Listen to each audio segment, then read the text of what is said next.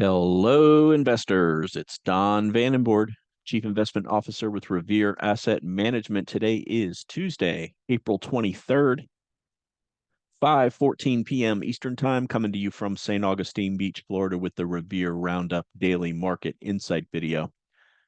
State of the market, we're currently in a mild correction.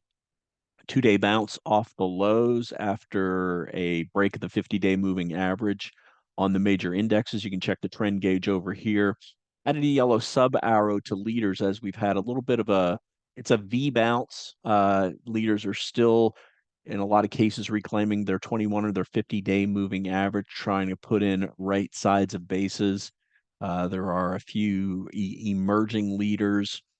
We had a leader today, Spotify, have a nice earnings gap up, although it faded quite a bit into the close, but um, red with a yellow sub arrow seems appropriate at this point, especially considering that four of the five major indexes are trending below their downtrending 21-day moving average. However, the Dow did close just a sliver above its flattening 21-day moving average today, the first of the five major indexes to reclaim that level. Medium term, all five indexes below the 50-day moving average. Long term, all five still above their 200-day moving average. Remember, the market never gets into serious trouble unless the major indexes break below their 200-day moving averages. There's a time to be in leaders, and there's a time to just pull back a little bit and let the market decide what it wants to do. In reaction to earnings is having a lot to do with that. Another big earnings, one of the Magnificent Seven, Tesla, with a nice move up after hours despite a horrific earnings report. And that just goes to show you sometimes all the bad news is baked in. There's nowhere to go but up after that for the stock. So what just happened? It's rally day two.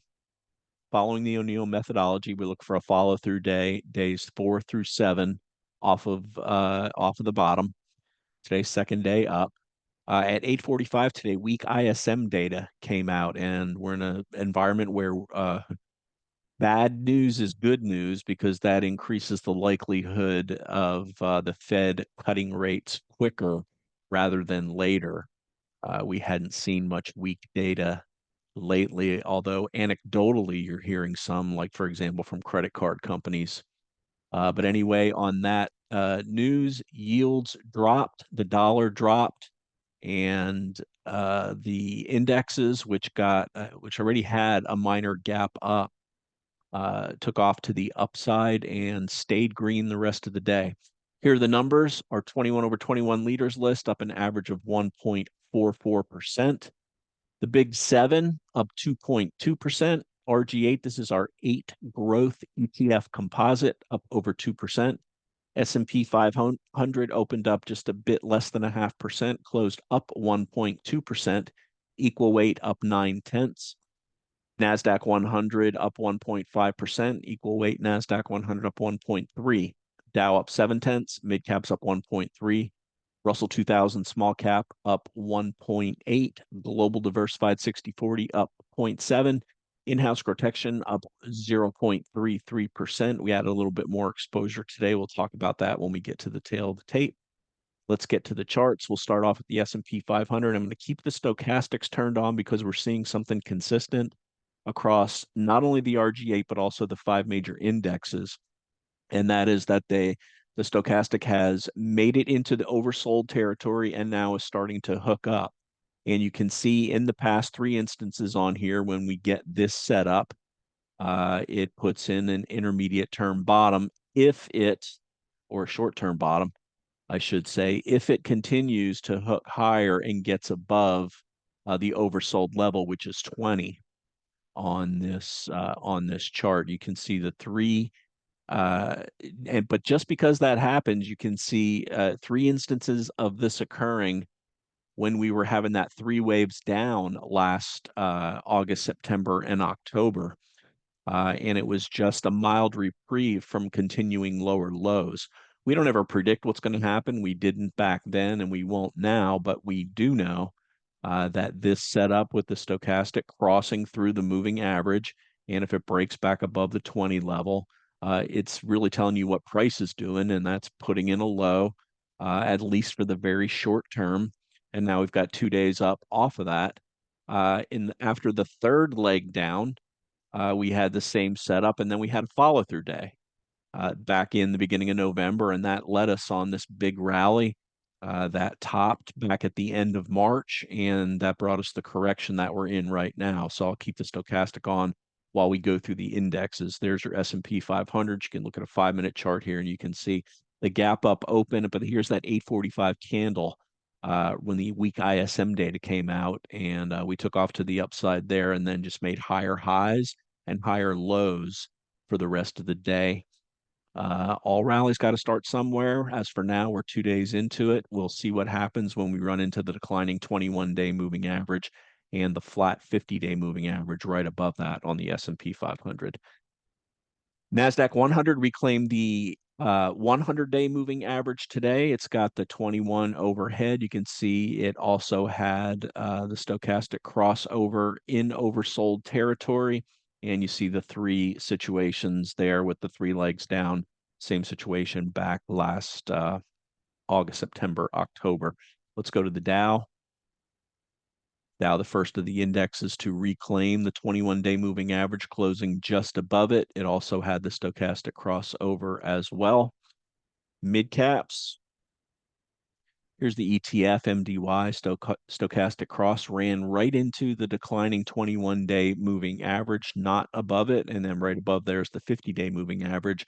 Like the S&P 500, it held the 100-day moving average on the pullback.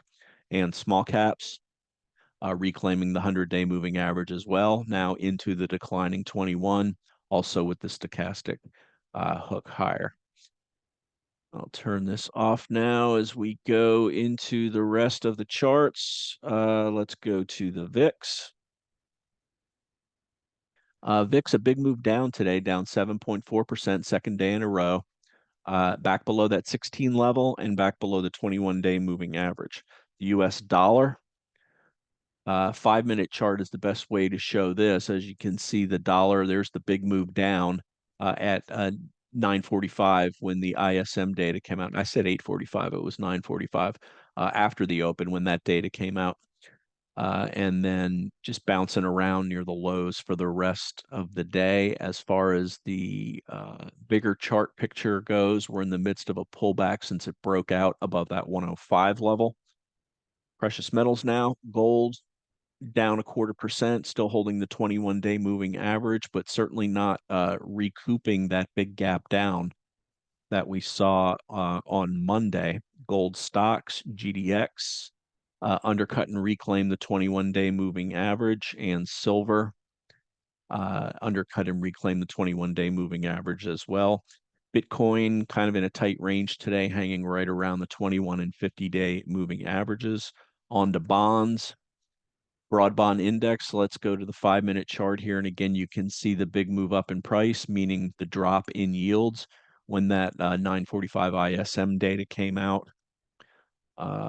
Bigger picture, we're consolidating near the lows coming into the declining 21-day moving average on bond prices. That's the broad bond index, TLT, same thing, consolidating, basically flat today. I go to the 5-minute, you'll see that same big spike higher. And the yields, the TYX. The bar itself doesn't look like much, is continuing the consolidation, but you can see the big move down in yields again on 945, and I'll show the 10-year. That move down is there as well. I'll show the 5-year move down there as well, back to the daily consolidating. Okay, that's our inter-asset correlation chart portion of the video. Now we'll go to the tail of the tape. You can pause this. I'll hit the highlights. So from the stochastics heading lower into oversold territory, we now got that hook up. Now we're monitoring that to see if that can stick. I already mentioned the ISM data day count. We did close back above the 8-day exponential moving average on day 2 up on the S&P 500. We've been 8 days below the 21. Expectations still leaning negative while we're below the 21 on the S&P and the NASDAQ. That's for the short term, obviously. Sectors, 10 out of 11 sectors up, only XLB Basic Materials down as FCX was down. That's a big copper play, which we took profits on a couple of weeks ago. That was the lone laggard from the sector standpoint. Semiconductor software, and with the move down in interest rates, ITB, that is the home builders, had a nice day today. We showed here how rates started one way and finished the other. On the downside, copper and gold down as well. So in-house added back some exposure to the index with that higher high on day 2 off of the 100-day moving average, buying some UPRO, and we also dipped our toe in on 2 names. We'll take a look at the charts there in a minute. Spotify and First Solar, raising our exposure from 0.34 to 0.49. Bottom line on the day, rally attempt day 2, leader strong as weak ISM dropped yields and the dollar, and when that happens, that is a tailwind for stocks. All right, let's look at a couple of charts, and we'll start off with what we purchased today, which was Spotify on the gap up. Big volume, 496% above average after it bounced at the 50-day, did close in the lower part of the range. Certainly not what we're looking for there. So we're down slightly on this buy. And First Solar got an upgrade today across this 180 level, closed top third of the range, up 2% on the day. Again, we're starting off with very small probing positions on this to see if we can get a foothold in anything. Let's take a look at the 21 over 21 for what was up and what was down. I have Spotify in there. I didn't count it in the daily stats since we did buy it, but the top 4 on the day, GE Vernova, spinoff from GE. GE reported earnings and had a positive reaction. I'll show that. Here's GE. It's now called GE Aerospace, as that's the only division left under the legacy GE ticker. Big breakout there on nice volume.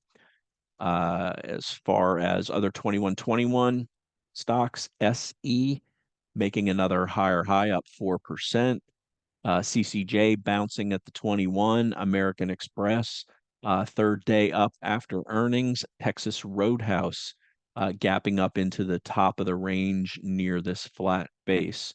All right, let's flip it to what was down on the day. And the worst was Freeport, as I mentioned, closing below the 21-day moving average. RSG down. This is pollution control. Nothing much to see here. It's just looks like it's handling at the near the top of the flat base. Raytheon reported earnings and shook out to the downside and the upside. Let's take a look at the 5-minute chart here. This is what algos do. They try to get all the stops here, then they trigger the stops, run it higher, so people can sell into that, and then it pulled back and basically closed where it opened the day. TBT here, this is the interest rates just up slightly. And we'll show one more. This is United Airlines, not up much, but maintaining the momentum after its earnings report. And that's what we'll be focusing on, is the reaction to earnings. There are a few big ones tomorrow as well. After hours, Texas Instruments, up 6% on earnings, so that'll help semiconductors, and it'll regain the 50-day and 21-day moving average. And let's show Tesla, up 8%. Where's the 21-day moving average there? At 162. So despite being up 8%, it's still below that declining 21-day moving average. Has been in a very strong downtrend for months. That's going to wrap it. As always, like to hear from you. The email's don@revereasset.com. The phone's 855-REAL-WEALTH. That's 855-732-5932. If you're interested in becoming a client, email my partner, Dan Stewart, dan@revereasset.com. Your flagship portfolio is named GROTECTION. It has a dual mandate, that being to participate in market uptrends and grow capital, and protect capital in market downtrends. We invest over 3 time frames, which we detail every night in these videos. And then when the market's really healthy, we look to leading stocks to add alpha to the portfolio. And if you're interested in this approach, reach out to us. That'll wrap up the video for Tuesday, April 23rd. This is Don Vandenbord with Revere Asset Management, telling it like it is. Thanks for listening and have a great day.